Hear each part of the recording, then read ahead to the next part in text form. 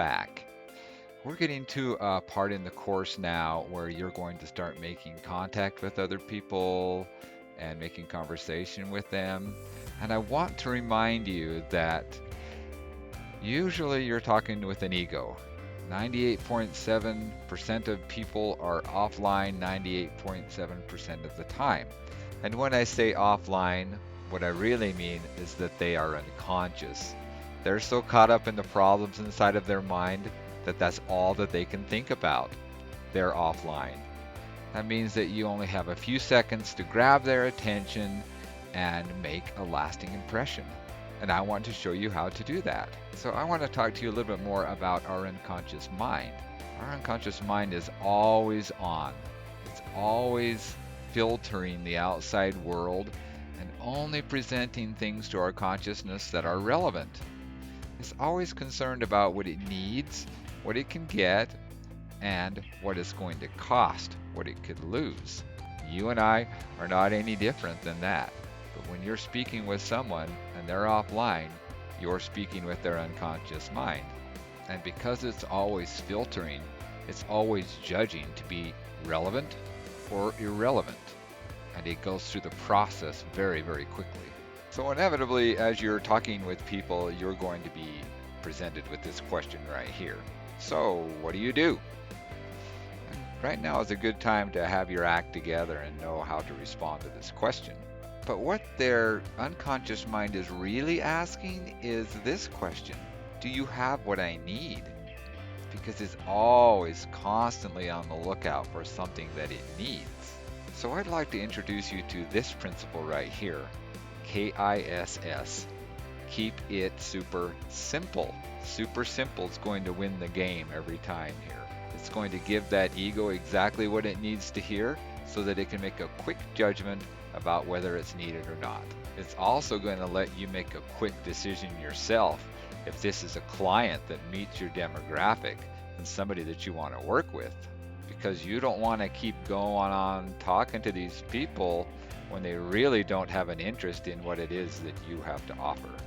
So back to this one-liner again, we want to focus on this part of our statement right here. And yes, we want to make it even more simple than we've already made it. We want to make it just as simple as we possibly can. So we can get rid of that first part. They already know who we are, and they've already established that through our communication. And this one right down here is some kind of a variable that we might change depending on our conversation with that person. So we don't really need to say that right now either. We just need to come up now with a very good description, a very quick description of what we're an expert at. So what we're going to do is we're going to take this topic, subtopic right here, and we're going to combine it with the solution or the problem we've come back with, and then some kind of a qualifier, one of these statements right here. So in this example right here, I've taken the topic, emotional, a solution that we came up with, release, and then a qualifier, specialist. I am an emotional release specialist. Very powerful, very straight to the point. You've taken your topic, your solution, and your qualifier and put them all into one little sentence. Super easy for the ego to digest. Once you've made this statement, there is a good chance that you've perked their interest. And they might follow up with something like, what is an emotional release therapist? That's the perfect question, because now you know you have their attention.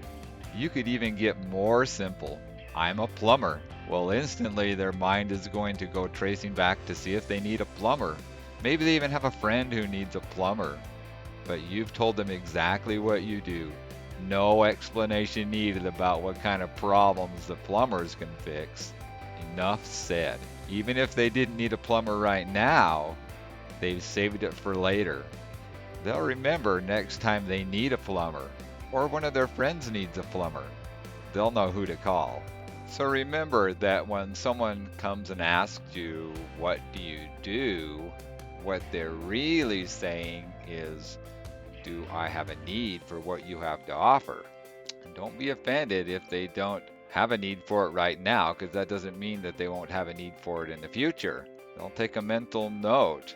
So I want to talk to a little bit more about how the human mind works, because the unconscious mind is always looking to solve a problem, and it needs to make quick decisions.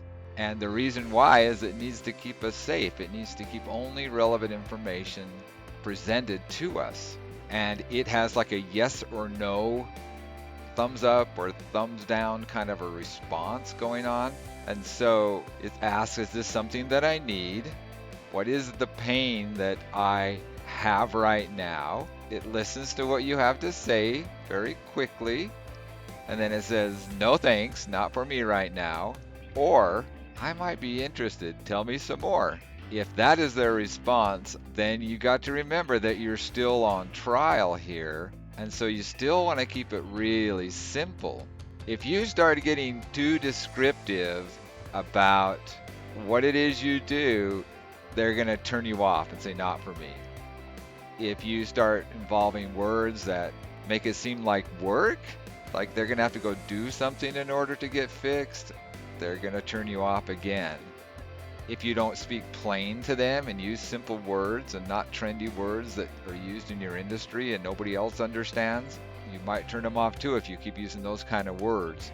Or if you don't know quite what to say and you're just kind of mumbling around, you don't know exactly what to say next, then they're not going to believe that you know much about what it is that you're a specialist at. And even though they're trying to pay attention to you, they'll probably lose interest in what you have to say. So I want to talk about this other side right here, and they say, tell me more about what it is that you do, because what they're probably going to do at that time is say, I have this condition. Maybe you could help me. My toilet's plugged. Maybe you could come over and take a look at it. I've been struggling with emotional release myself. Maybe you could help me. Or my sister really struggles with her emotions. Maybe you could help her. And so at that point right there, they're giving you some information. They are revealing their pain, and that's exactly what we want them to do so that we know how to talk to them. And so this is a good time to shut your mouth. Don't explain any more about what you do necessarily, but ask more questions like, really, so what's going on with your toilet? Listen intently to what they have to say, and they'll give you this description of what's going on, whether it's their toilet or whether some other problem that they have in their life. So if they meet your demographic and they're a perfect fit, then you can use that one-liner you already came up with, I help people ... right? But really, you're going to have more information about them at this time, and you can insert the blanks. Really? I've helped women, her sister, right, with that problem that she just explained several times. I'm an expert at it. Now you've really got their interest, and there's a very good chance that this new contact will turn into one of your clients. And so now, right now, you've gone down these steps. They've answered, yes, yes, and now they want more information, right? You're tempted to jump into a conversation with them, but stop. Right there is a time to stop your conversation and schedule a next step. So stop explaining. I know you'll be tempted to do it, but don't explain any more about what it is you do. No more descriptions. Don't explain how you do it. I guarantee you'll talk them out of it. This is why you have a course to offer. Yes, I offer a course for this. Now is the time to do more discovery. Ask more questions to qualify them. Give them some examples of people who have had their pain that you've been able to help. Tell them why you're doing what you're doing. It's because you once had the pain. and now you've learned how to overcome it. Give them some examples to look at, but avoid the temptation to explain how you do it. So congratulations! Sign them up for your course. Oh wait, you don't have a course yet. I'm getting ahead of myself, right?